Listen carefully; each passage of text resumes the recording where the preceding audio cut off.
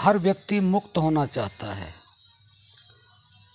हर व्यक्ति मोक्ष चाहता है, लेकिन हर व्यक्ति को मुक्ति नहीं मिलती है।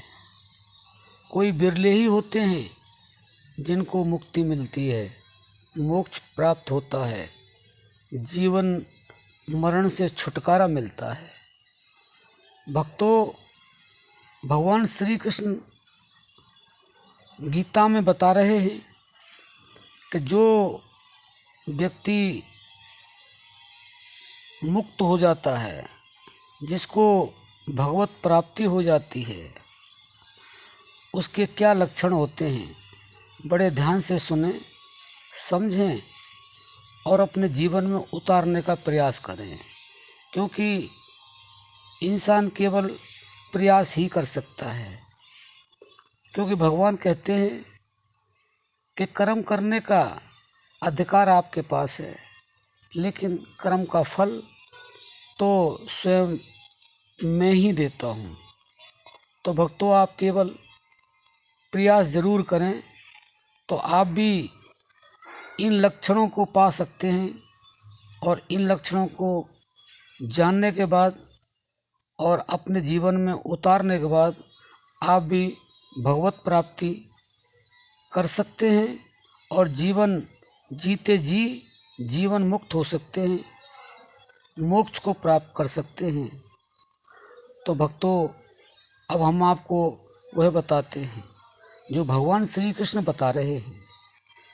कह रहे हैं कि जिसकी आत्मा ज्ञान से संतुष्ट है, यानी कि जिसको पूर्ण ज्ञान है, आत्मा का पूर्ण ज्ञान है, जिसकी आत्मा उस ज्ञान से परिपूर्ण हो चुकी है, उस ज्ञान की प्राप्ति हो चुकी है, उससे वह संतुष्ट है, ऐसा व्यक्ति भगवत प्राप्त कहलाता है।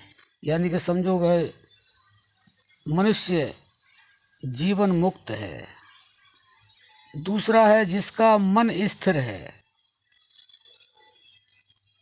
देखिए, जहाँ तक मन की बात आती है भक्तों, मन बहुत ही चंचल है।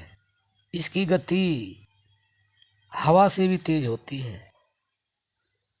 तो जिसने अपने मन को स्थिर कर लिया है भक्तों, मन की स्थिरता बहुत ही अहम है भगवत प्राप्ति के लिए, मुक्ति के लिए, मोक्ष के लिए।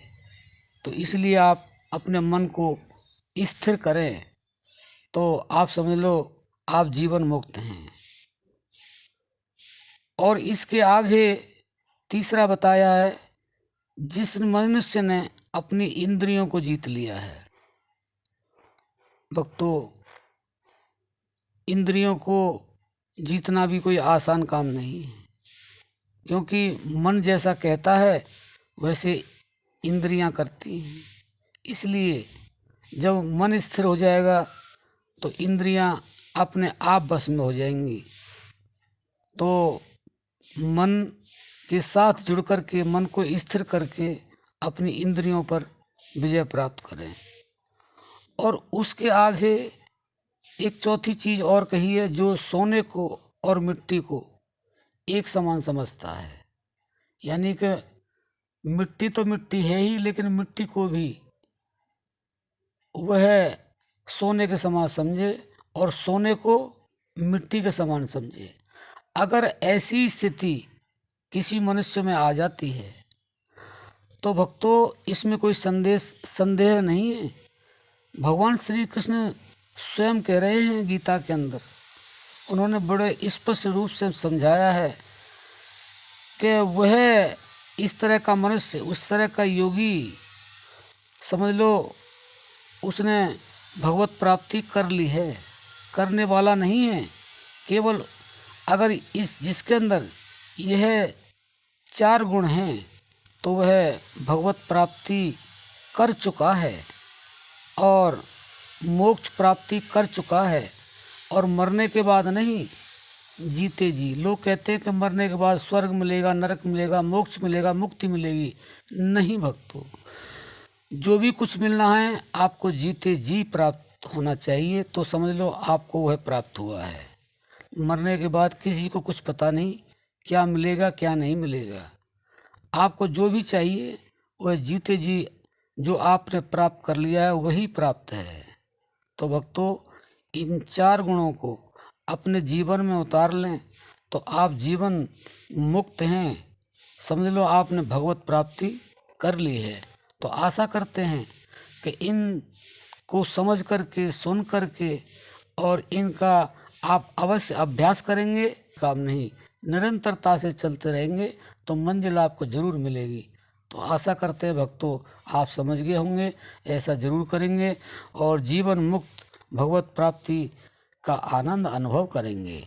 अब हम अपनी वाणी को विश्राम देते हैं। जय श्री राम।